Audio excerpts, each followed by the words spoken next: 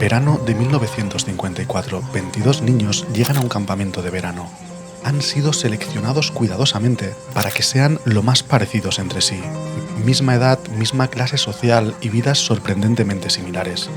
Sin que lo sepan, son separados en dos grupos. No saben que al otro lado del bosque existe otro grupo. 72 horas más tarde están convencidos de que los otros representan su peor enemigo. Durante años, este experimento fue presentado como la demostración científica de lo fácil que es fabricar el odio, pero la verdad detrás de esta historia se ha ocultado durante décadas. En 1954, la psicología social está buscando una respuesta al reciente conflicto mundial.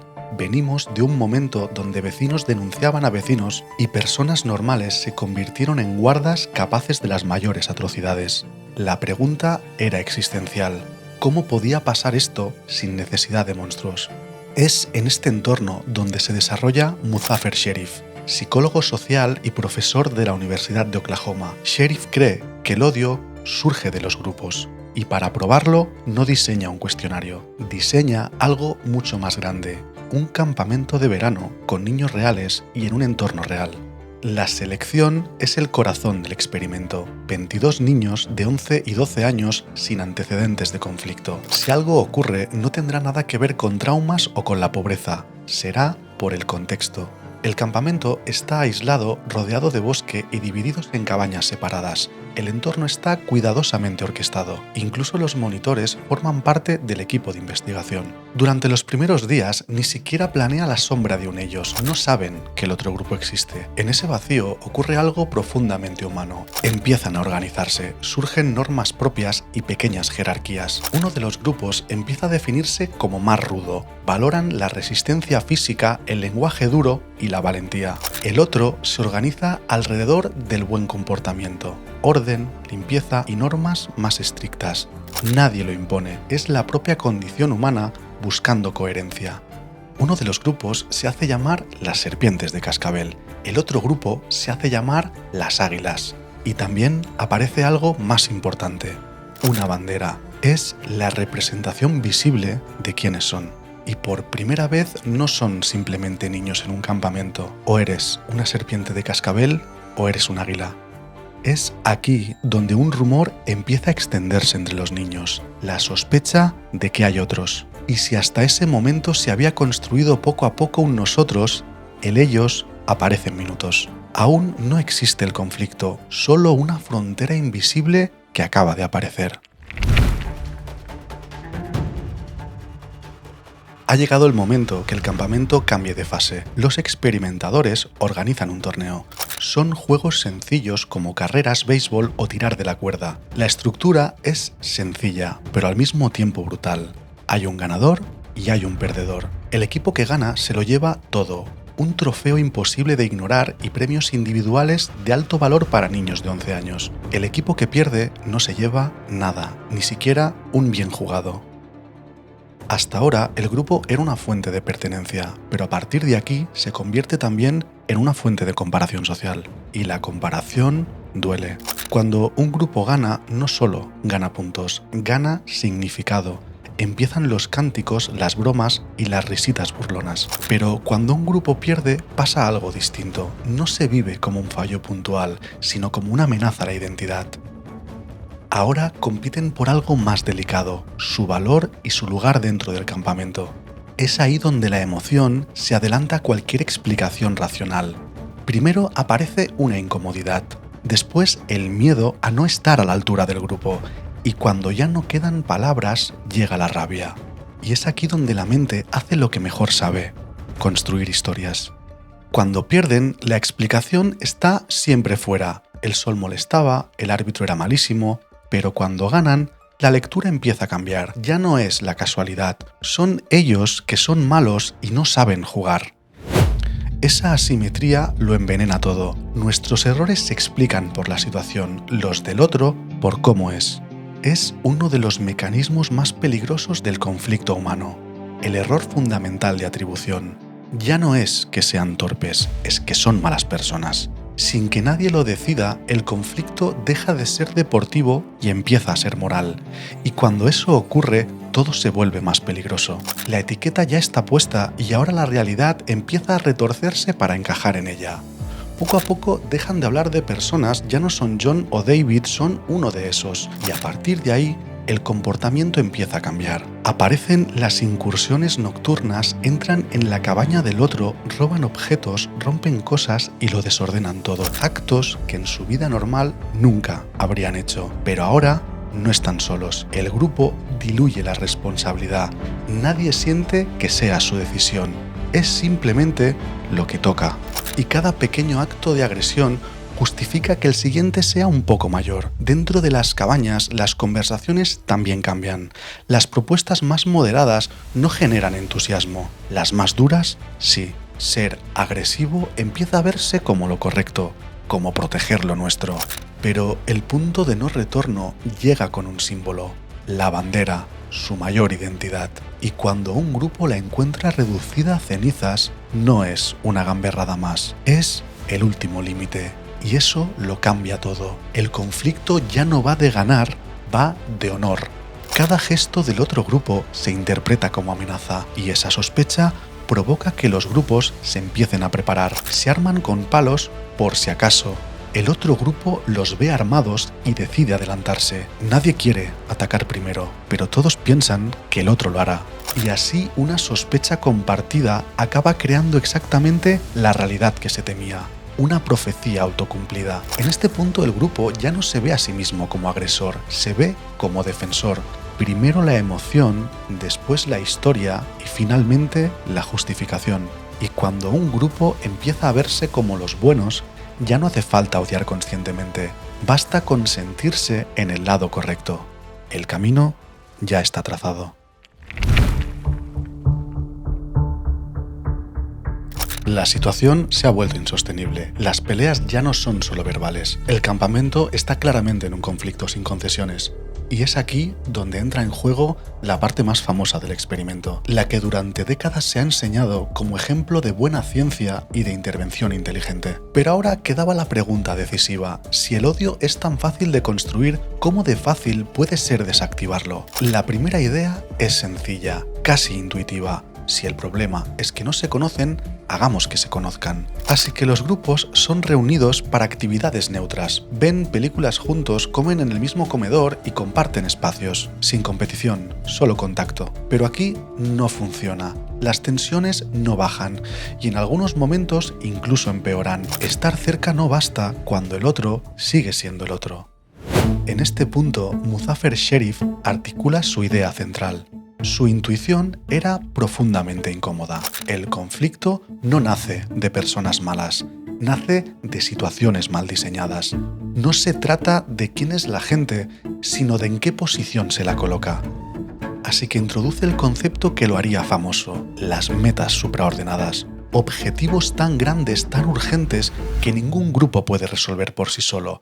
Poco después el campamento se enfrenta a una crisis. El suministro de agua deja de funcionar. El problema está lejos, en las montañas. Ningún grupo puede solucionarlo solo. Así que por primera vez en días trabajan juntos. Se coordinan y hablan sin gritarse. Cuando el agua vuelve a fluir, no hay euforia, no hay abrazos, pero la hostilidad empieza a bajar. Más adelante ocurre otra situación crítica. El camión que debe traer comida no arranca. Es demasiado pesado para que un solo grupo pueda empujarlo para arrancarlo. Y entonces utilizan la misma cuerda con la que antes competían para tirar juntos. Y lo consiguen.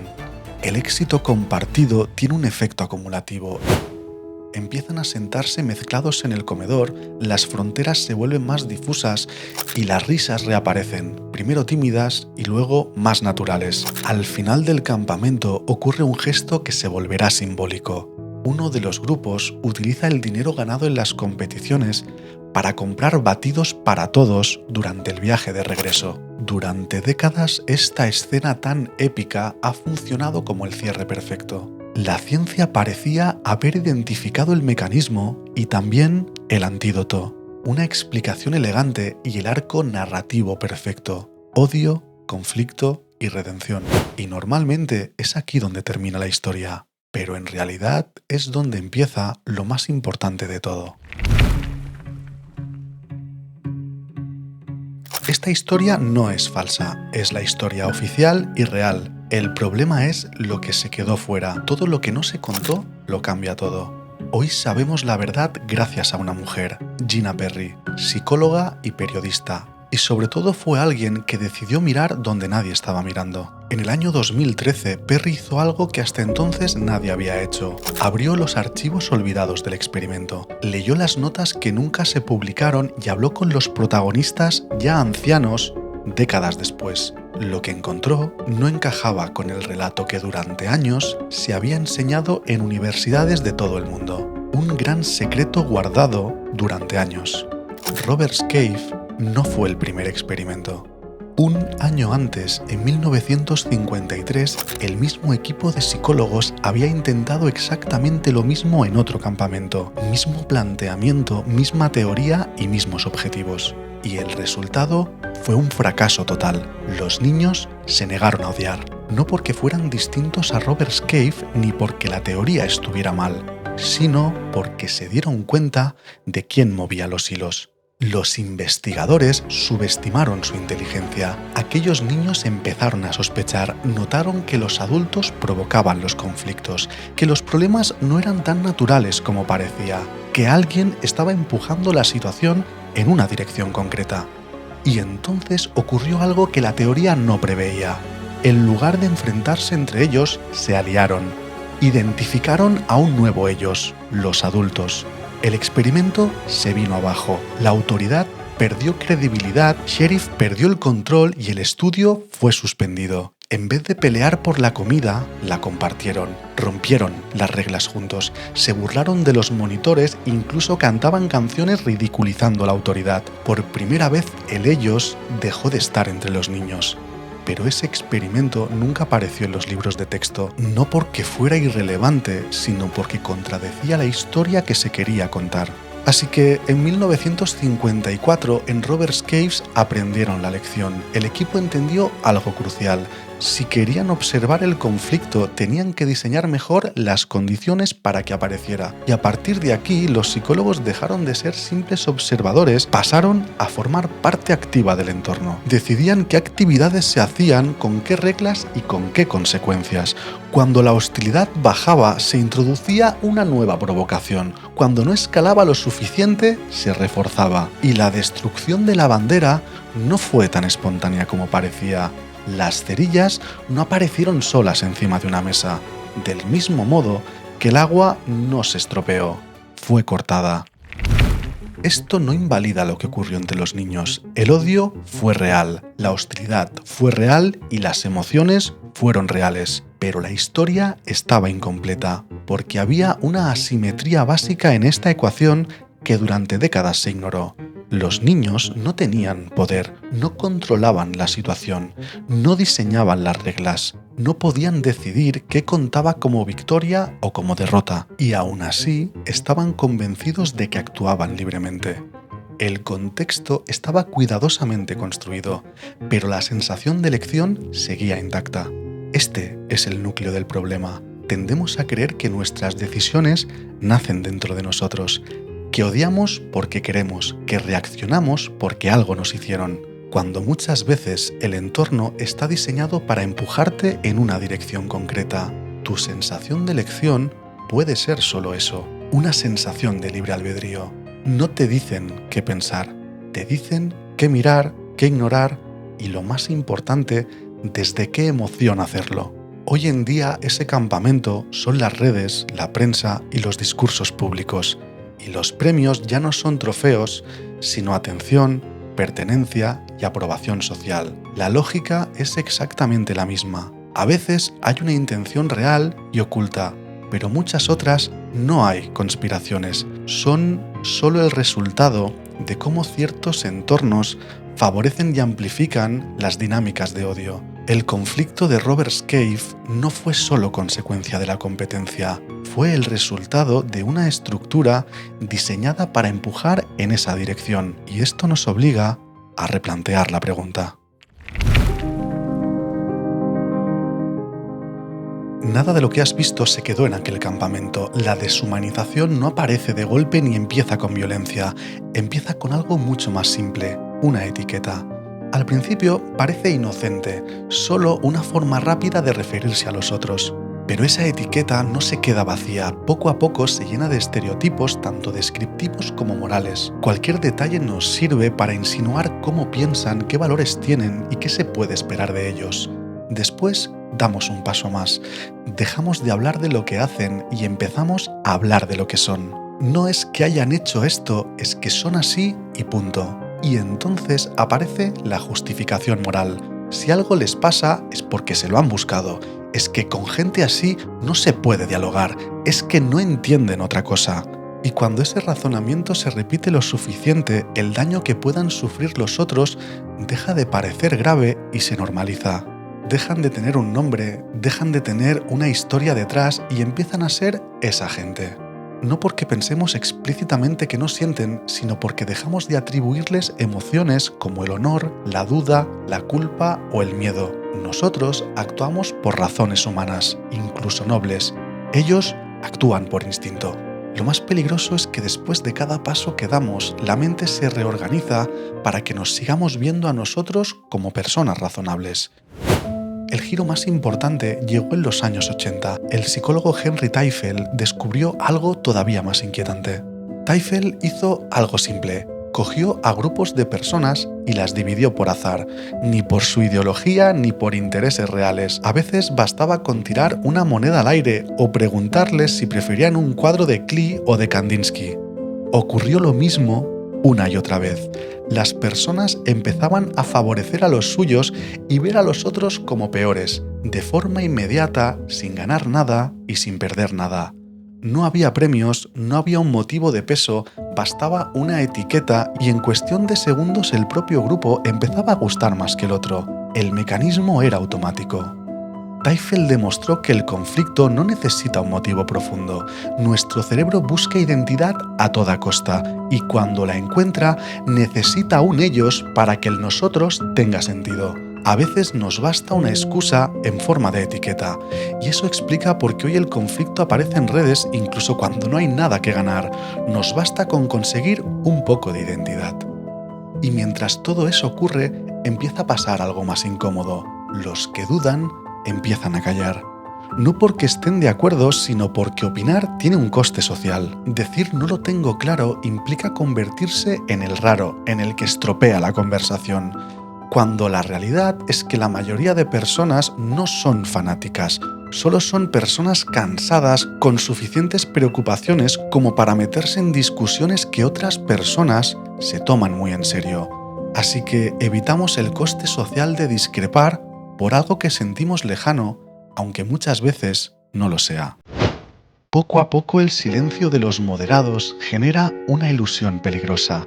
Parece que todo el mundo piensa igual, y cuando nadie contradice, la opinión más contundente deja de parecer una opinión y parece la norma. En ciencia del comportamiento a esto se le llama la espiral del silencio. El conflicto no necesita una mayoría violenta, basta con una mayoría callada que prefiera no exponerse. Dentro de ese clima, los grupos se ven como defensores de algo justo, de algo necesario, de algo que según ellos no les deja alternativa. Y ahí el daño deja de parecer daño. Y entra la superioridad moral. No hacemos esto por odio, lo hacemos por justicia. No estamos atacando, estamos respondiendo. Es que no nos dejan alternativa. Así es como funcionan las justificaciones morales. Si me veo como el bueno, casi cualquier cosa empieza a parecer justificable. La emoción aparece primero y la razón llega después. Primero odiamos y después construimos el relato para seguir viéndonos como los buenos. Y lamentablemente muchas veces solo lo hacemos porque ese odio nos da algo que la realidad no ofrece. Respuestas fáciles a problemas complejos. Basta un titular, un algoritmo, una narrativa repetida y las cámaras de eco hacen el resto. No somos marionetas, pero tampoco somos espectadores neutrales. Cada like refuerza algo, cada silencio valida algo, cada castigo social empuja los límites un poco más lejos. No es que nos manipulen, tampoco es que seamos malos. Colaboramos porque queremos estar del lado correcto. Esa es la diferencia entre Robert Scaife y Middlegrove. En uno, los niños nunca vieron la mano que cortaba el agua, en el otro la detectaron y cuando la vieron el conflicto cambió de lugar. Quizá la mejor defensa psicológica que tenemos hoy sea hacernos estas preguntas una y otra vez. ¿Quién corta el agua? ¿A quién benefician las cerillas encima de la mesa? ¿Qué estructuras nos empujan al conflicto casi de manera automática? Porque el día que empecemos a mirar hacia arriba, el odio dejará de caer hacia abajo.